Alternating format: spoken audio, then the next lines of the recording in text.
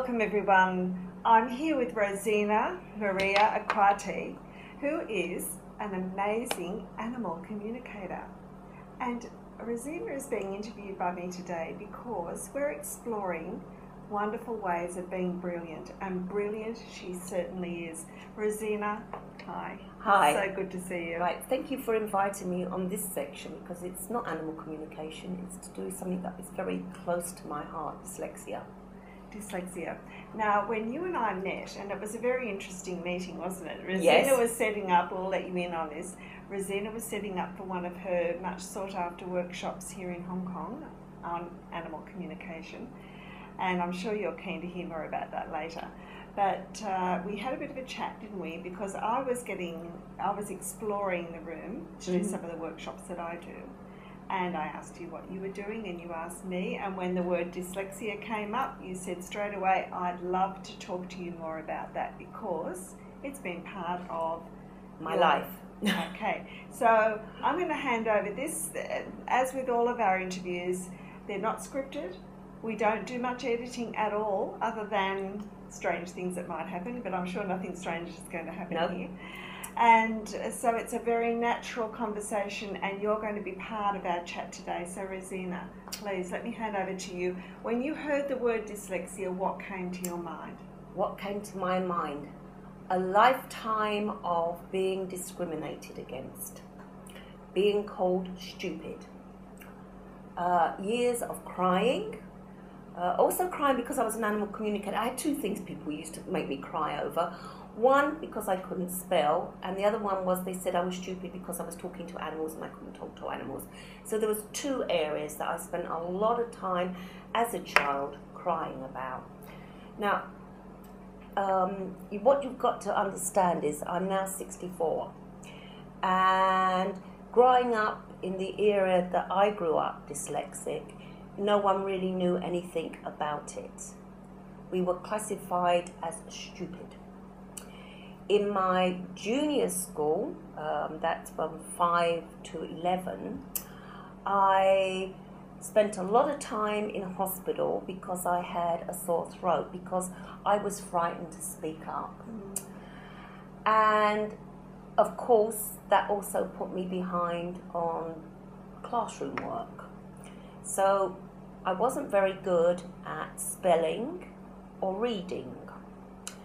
And I remember when I was 11, I fell asleep in one of the classes.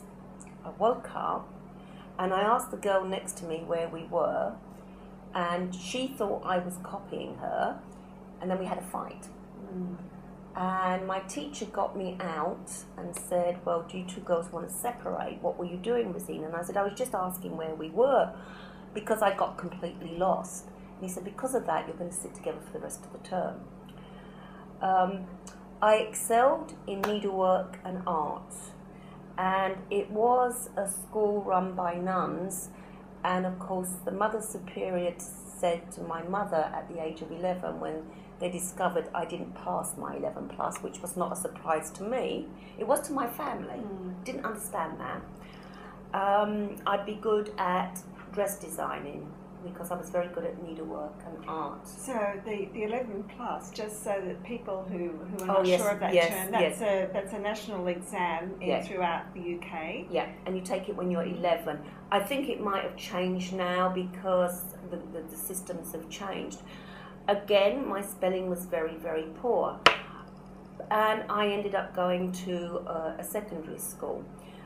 It was a very interesting secondary school. It was in Tottenham.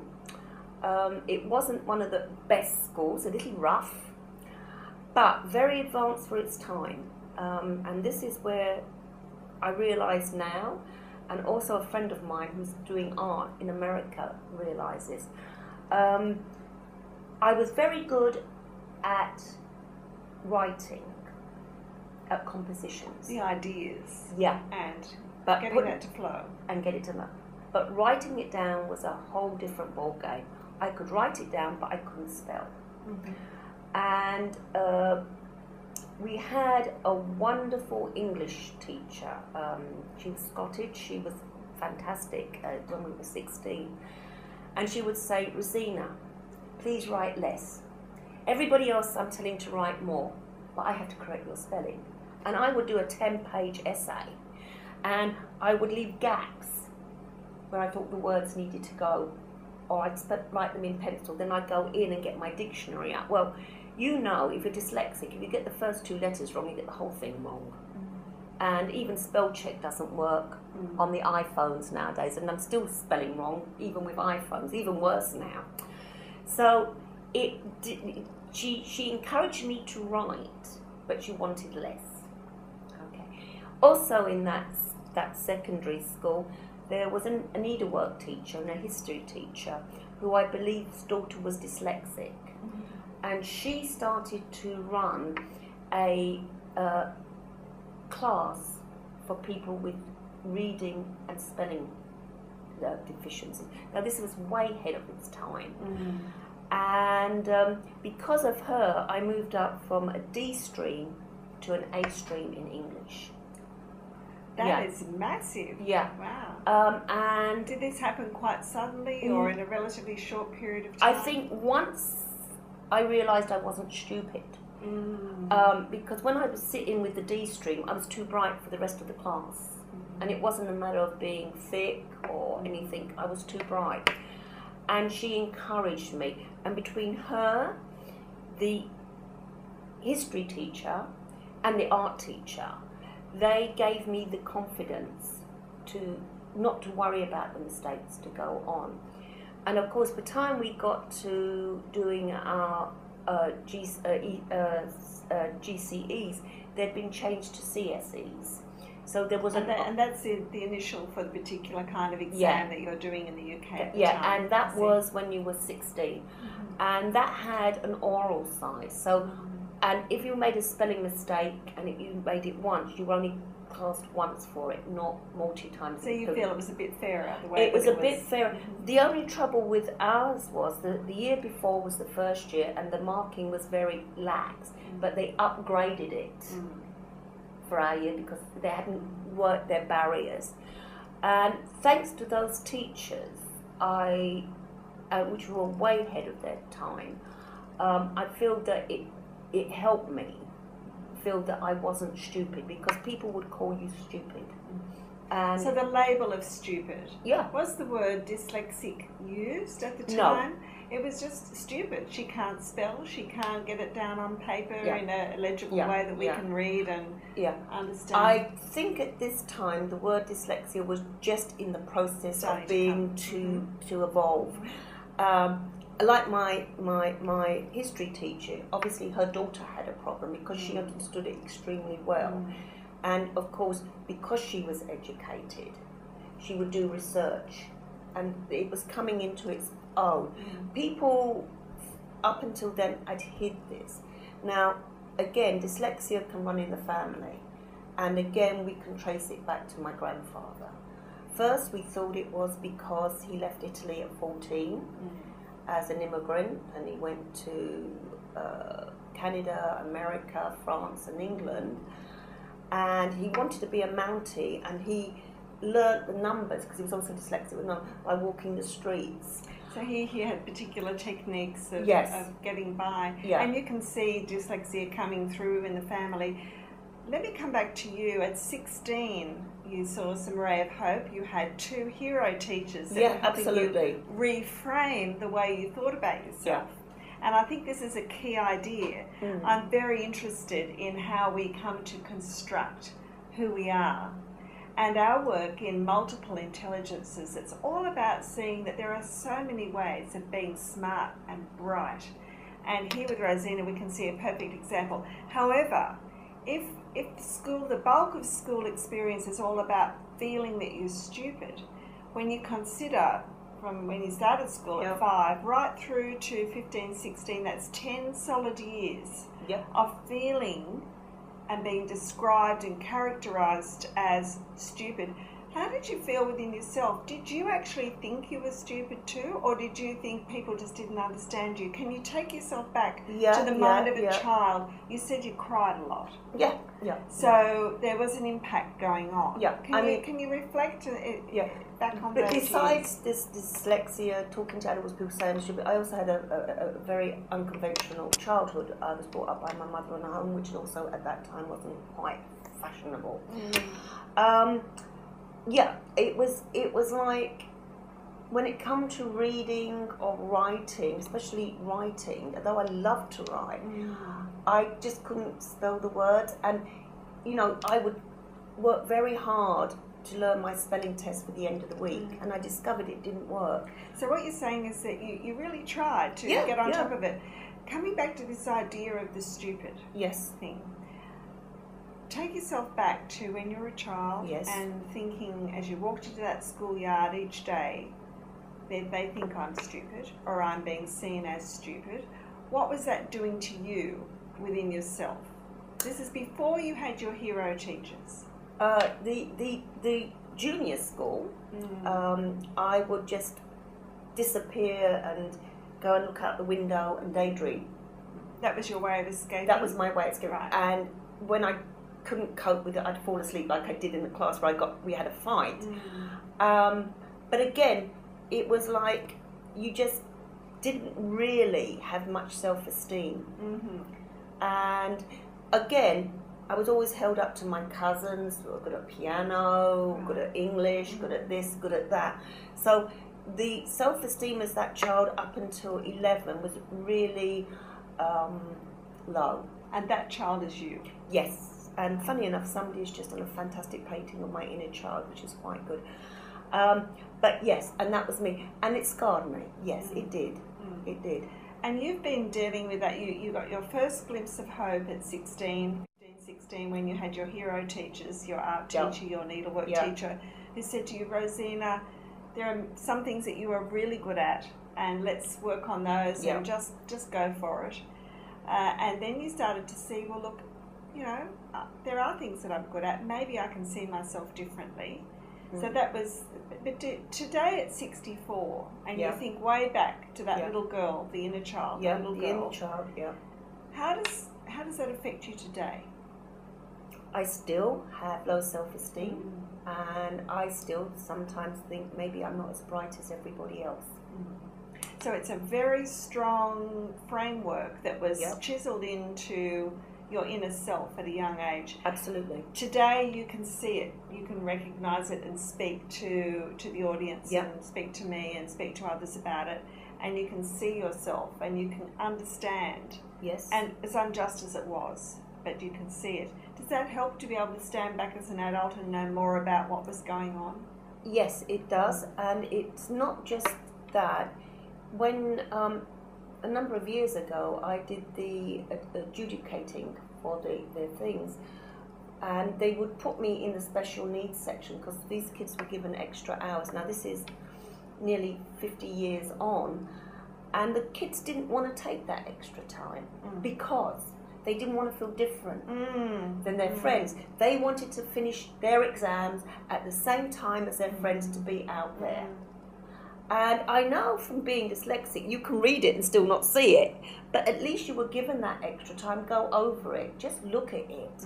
But these kids, still today, did not want to be labelled different.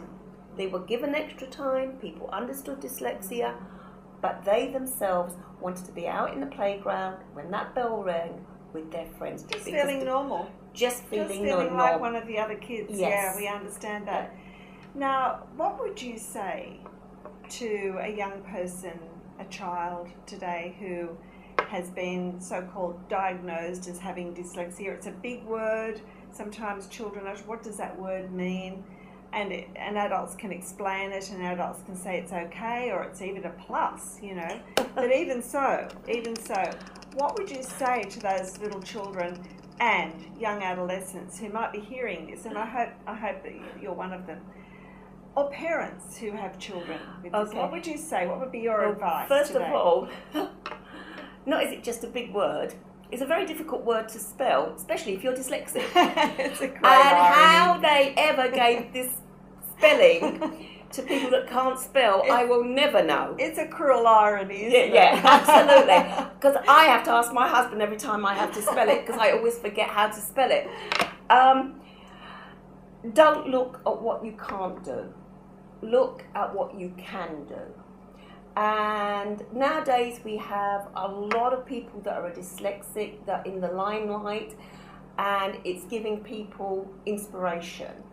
And it's still labelled. I don't care what you say. Even my best friend, when she receives my emails, always chuckles on my WhatsApp because of the spelling mistakes, because she knows I can't get it right with the first letter, so I just send what I get. And she's been with me ever since I've left school, and she still chuckles at it. So it's still stammered. And if you're in an academic field, you are going to be labelled, whether you like it or not. But don't focus on it. And parents, don't look at what your children have to achieve. Look what they can do and bring out what they can do. There's a lot more aspects. There's artistics.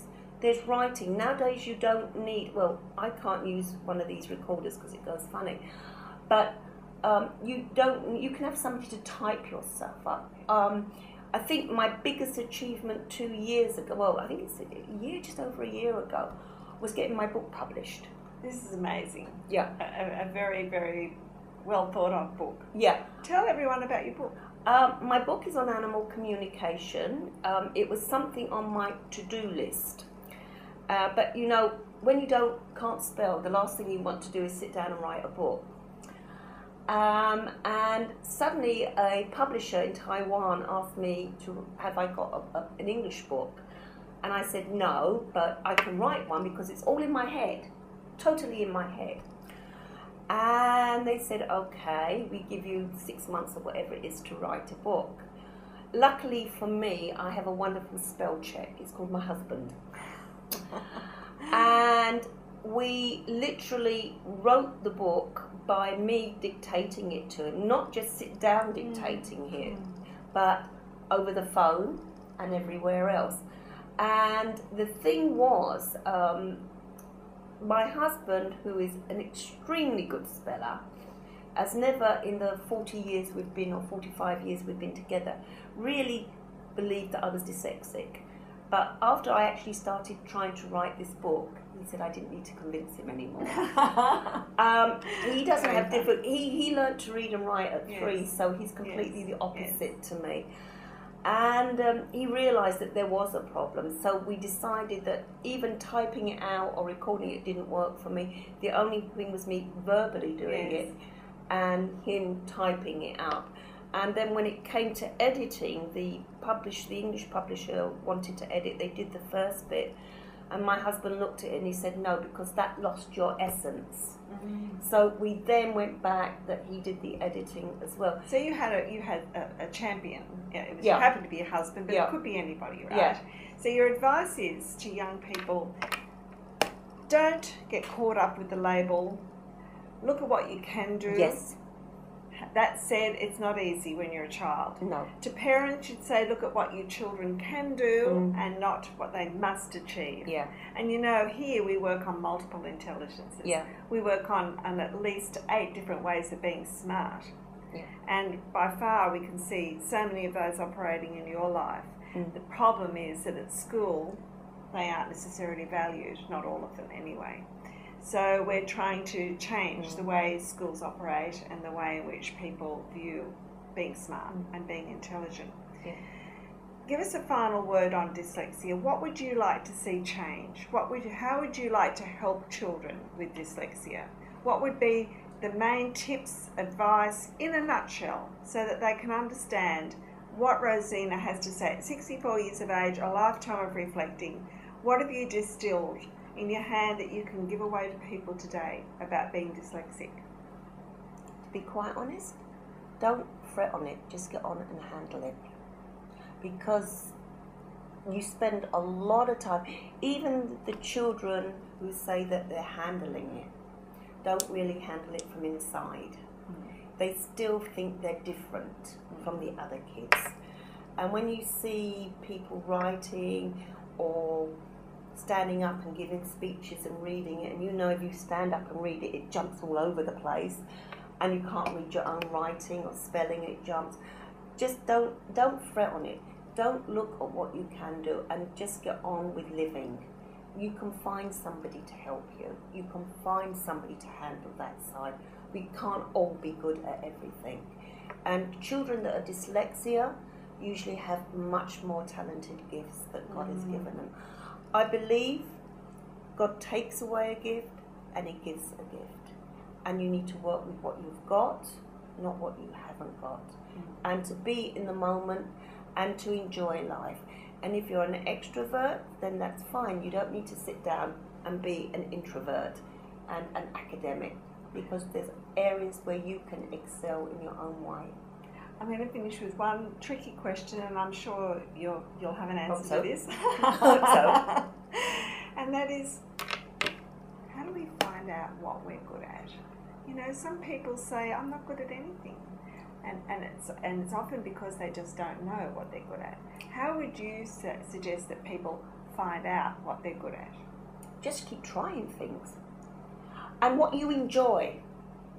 Because if you don't enjoy doing something, even if you're good at it, you're not going to want to do it. What you love doing, whether it's collecting crystals, drawing, photography is a fantastic way. Whatever you like doing, just do it. I know that's hard because parents don't see that as a goal. They want you to be good at the academic stuff. But if you're not good at it, you can sit at 50, 60 hours and you still won't be good at it.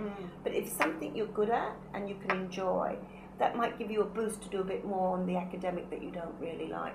So just keep trying till you find what you're good at. So you need to find your value outside the school parameters. If it's not giving it to you there, then so be it. You have to just deal with it. But perhaps outside the walls of the school situation, you can find things that you're very, very good at. Of course, we're in Asia at the moment, so a lot of pressure is on academic. In the West, we're a bit more into dancing, sports, arts, and the creative side. So there is more for the children to express there. And they will look at children going on to be artists or actors or whatever. But in Asia, it's such a lot of pressure on the academic that the kids do find it very difficult. And if you're dyslexic and it's Chinese writing, it's even harder because the characters it's much more complex. Not is it complex, it's the way you draw the characters that even makes it more difficult. So I just think that just let the children do what they are good at, and that's what they will excel at, and then they can find work within those perimeters. Well, we're certainly pleased that you found what you're good at, and one of those things, of course, is your animal communication. You've helped so many people and animals, and in unique ways. And this is something that's been with you since childhood, and it's a focus of your life. So you've found that outlet and that way of expressing your intelligence and your presence. But can I add, that also wasn't well known when I was a child. You had a double whammy. I was double. Well, I had triple whammy, to be quite honest. But it was my childhood my unconservative childhood being brought up was one. 2 was that I was dyslexia, and 3, I used to tell people I used to talk to animals, and they really thought I'd gone. But with education, with the change, people are more open now. So there is more of a chance. I mean, actors are dyslexic. Some of our famous entrepreneurs are dyslexic. Some of our most talented people are. So we are now realising it. It's not a big deal. But it's still, when you're that person with it, it's a big deal inside. But nowadays, the ways of adapting and modern media, and of course, the iPads and things. Better time to live if you have a problems, situation. But it's still not easy, whatever anybody says. It's good to acknowledge that. And thank you for acknowledging that, not just painting it all as a big rosy picture. It's still a challenge. I was somewhere the other day where I was a bit nervous, and even at 65 you get nervous, or 64, and I wanted my husband there because I had to fill in a form, and I was told he couldn't stand there and help me fill in the form, and that was a panic moment. And I explained I was dyslexic, but they weren't that interested. Yeah, and I really needed my husband there for support, but also I know that because I was nervous, those words would jump up. Even more so. Yes. And when we think of so many different situations where people do need to fill in forms or present themselves at government offices, or even in court or various other things, it's a difficult challenge. And what you're saying as an advocate, in a sense you're your own advocate without being formally an advocate, is we need to see changes. We need to see more acceptance. We need to see more accommodation in public places for people with dyslexia. And I think it's coming with the media, as you say. I mean, they will give space for somebody with a blind dog to let the blind dog stand near them. But if you ask for somebody to stand near you that can spell, because the form is going to start jumping because you're nervous, it's interesting, isn't it? And it's a form of discrimination in that respect, isn't it? So there's still more work to be done. But thank you so much, Rosina, for coming in and spending time here with us to talk about this really important topic. Yeah, I think it's important because I've wasted, excuse the expression, a lot of my life worrying about it, and it's held me back in lots of areas. I could have done a lot more if I felt that I could spell. And again, for some reason, I was always with people that were at university, that were intellectual, that were very clever, and I always, when it comes to spelling or filling in something, I would just feel stupid still. Well, I think what the words that you've said mean a lot. It has a huge impact. At least I love hearing your story, and it's one of victory. It's one of realism, and it's one of victory because you're sitting here today, being able to talk about it, share it, and share these thoughts that may well help and encourage others. And that's really what we're on about. I think my biggest achievement was my book. Isn't that fantastic? And I wish we had a copy of it right here. I don't have it. I don't have the English book. I'll provide you with the details of that you can get hold of that book. Just to see, apart from the amazing content, just to see what's been achieved by somebody who's had a whole lifetime of living with dyslexia. I mean, not only that, it's in Chinese as well, so I'm double bammied with it. I've got a book in English and Chinese. You know, it's somebody that can't spell. Well done. Well, we're going to enjoy a little bit of fruit now and have a few laughs. And we thank you for being here, and we'll join you again some other time. Thanks for that. Bye.